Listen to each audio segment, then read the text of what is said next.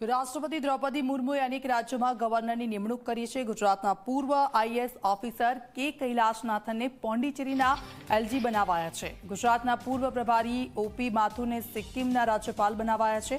તો રાજસ્થાન ભાજપના ટોચના નેતા અને આસામના ગવર્નર ગુલાબચંદ કટારિયાને પંજાબનો હવાલો સોંપવામાં આવ્યો છે અને સાથે ચંદીગઢના એડમિનિસ્ટ્રેટર બનાવાયા છે। ઝારખંડના ગવર્નર સીપી રાધાકૃષ્ણ મહારાષ્ટ્રના નવા ગવર્નર બન્યા છે।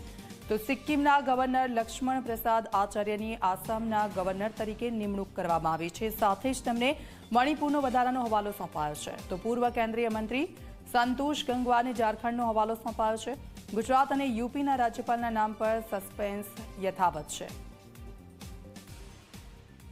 સીધા જઈશું સંવાદદાતા હિતલ અમારી સાથે લાઈવ જોડાઈ ગયા છે। હિતલ, અલગ અલગ જગ્યાઓ પર અલગ અલગ નિમણૂક કરવામાં આવી છે રાજ્યપાલની, પરંતુ ગુજરાત અને યુપીને લઈને કયા નામોની ચર્ચાઓ હાલ ચાલી રહી છે?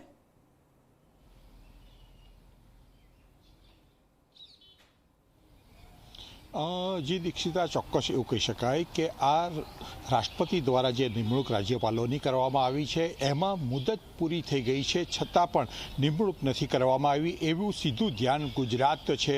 અને ગુજરાતમાં ગત 22 તારીખે જ રાજ્યપાલ આચાર્ય દેવવ્રતની મુદત પૂરી થઈ ચૂકી છે, પણ હજુ ગુજરાતના નામ પર સસ્પેન્સ યથાવત છે। જ્યારે આનંદીબેન પટેલ છે, યુપીના રાજ્યપાલ છે, તેઓની મુદત આવતીકાલે એટલે કે 29 તારીખે પૂર્ણ થાય છે। આમ છતાં તેમનું નામ પણ મૂકવામાં આવ્યું નથી। યુપીના રાજ્યપાલ કોણ છે એનું નામ નથી મૂકવામાં આવ્યું અને આનંદીબેનને બીજે ક્યાં જવાબદારી સોંપવામાં આવે છે એની પણ કોઈ ચર્ચા નથી થઈ। પણ આ ચોક્કસ એવું કહી શકાય કે આ રાજ્યપાલોની જે મુદત જે પ્રકારનો ઓર્ડર થયો છે એનો મતલબ એવો છે કે આગામી દિવસોમાં ફરી પાછા એક રાજ્યપાલોનો રાઉન્ડ આવશે, એમાં ગુજરાત અને યુપીનો સમાવેશ કરી શકે છે। આ વખતે જે રાજ્યપાલોની જે નિમણૂક થઈ છે એમાં સૌથી વધારે મહત્વનું ગુજરાતના પરિપ્રેક્ષમાં જો વાત કરીએ તો 1979ની બેચના આઈએએસ અધિકારી, રિટાયર્ડ આઈએએસ અધિકારી કે કૈલાશનાથન છે, તેઓ 1989માં બેચના આઈએએસ અધિકારી છે, તેઓ રિટાયર્ડ થયા પછી પણ સતત